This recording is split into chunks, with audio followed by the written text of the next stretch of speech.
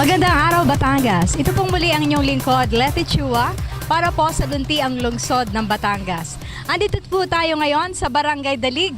Talaga namang sariwang-sariwa po ang simoy ng hangin at ang mga kababaihan ay talaga namang masasabi nating napakasasipag kasi magang-maga nagwawali sila ng kanilang community garden at ating makakapanaya si Kagawad Gemma Aklan. Magandang umaga sa iyo, Kagawad. Ako po, Tita Letty.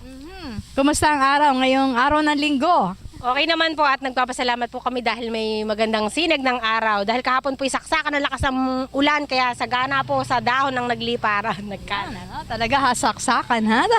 Talagang Batanggenyo, hasaksakan ng dami. Pero alam mo ba ito'y biodegradable? Opo, i-imbak po namin siya dun sa baybay nun dahil siyempre pataba po yan. May mga tanim po kami doon mga balinghoy sa likod na yun, dun sa kabilang bahagi. Okay, so puntahan natin itong inyong community garden. Ang tawag ba dito? Anong tawag? Park, ma'am, ang tawag. Oh, Dalig Park. So meron kayong park eh. At ilang mga kababaihan na ang katulong ninyo dito sa Dalig Park?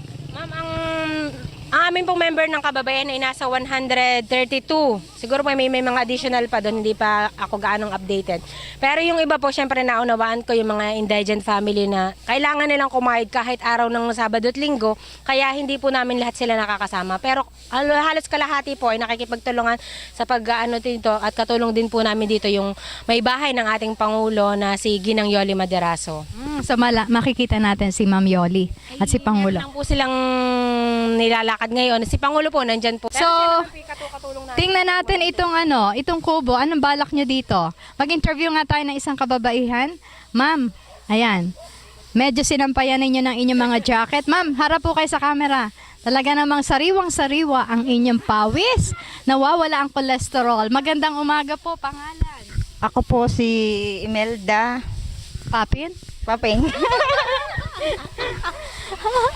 Tukso, layuan mo ako. Maderaso, ma'am. Ayan, sige. Kumusta ho? Kumusta ang paglilinis nyo dito? Sa awa po ng Diyos ay ayos naman po. Nagsasama-sama kami. So maganda itong paraan para kayo magkasama-sama at magkatsikahan, di ba? Po. Okay, ma'am. Kumusta po? Magandang umaga po. Talaga namang ang inyong pawis ay punong-puno na sa dulo ng inyong uso. Ma'am, magandang umaga din po sa inyo. Kami po ay nagpapasalamat sa inyo at ngayon inakarating kayo sa awa ng Diyos. At nagpapasalamat din po kami at kami po ay nagkakaisa dito sa aming pong mga gawain ganito. At isa pa po ay sana po ay lumawak pa ang aming mga samahan. Ayan. Naniniwala po ba kayo sa programa ng ating Mayor Vilma Abay de Macuja, itong Clean and Green? Opo, naniniwala po ako.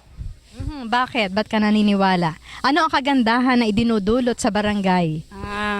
Maganda po ang kanyang patakaran sa mga kababaihan na kagaya namin. Nagkawan na ito yung patakaran ni Mayor Vilma. Ano yung mga benefits sa mga kababaihan?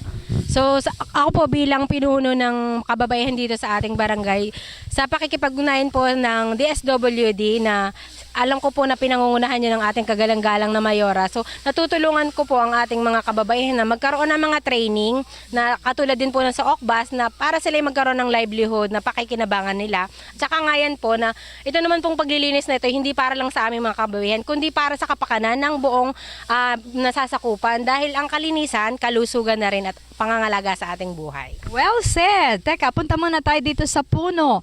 Talagang na-preserve nyo yung puno. Hindi ninyo pinutol para maging source ng masamyo na hangin. Itong punong ito, hindi nyo ito pinutol, Kagawad. Opo, dahil ito pong puno ng siniguelas, isa po din yan sa pinagkakakitaan ng aming mga taga-barangay.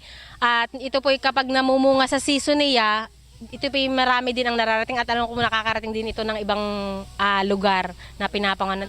Additional beauty dito. Okay, para siyang nakahiga na. Opo. Ano bang nangyari dito? Parang siya ay nakahingalay. Ayan po ma'am ay dala ng malakas na hangin at bagyo kaya siya ay humapay. Pero yung hindi po namin nga siya pinutol at minentain pa rin namin siya. Nilagyan ng art na yan. Go, go, go! Barangay Dalig! Go, go, go! Barangay Dalig! Mabuhay!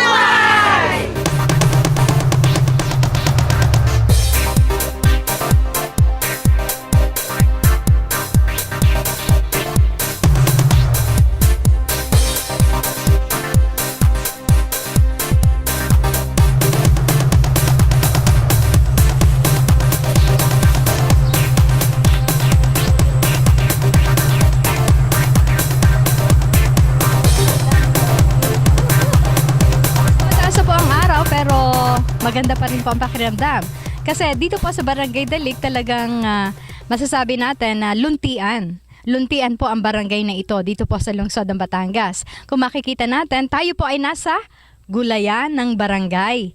At kakapanayamin natin dito ang masisipag na mga opisyalis ng barangay. Makmak Magadya, kumusta naman ang inyong gawain dito, lalong-lalo na sa pangkapaligiran? Ito po, paspusa kami sa pagtatrabaho para po sa darating na Kawayan Festival na. Magandang umaga po, Miss Filomena Gonzalez.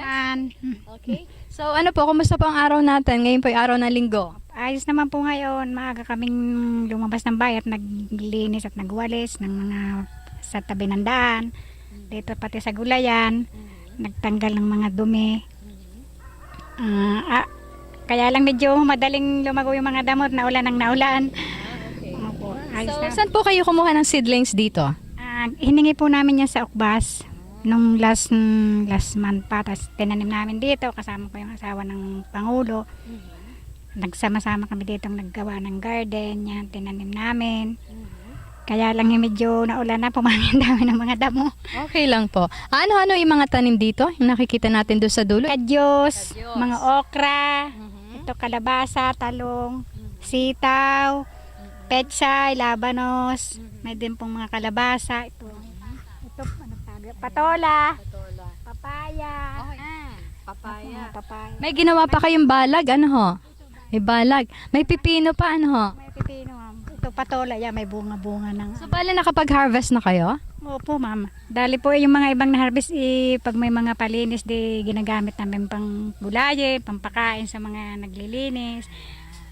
Ang iba naman, siyempre nagka-problema dahil umulan ng umulan na nanlalaglag yung po mga tanim.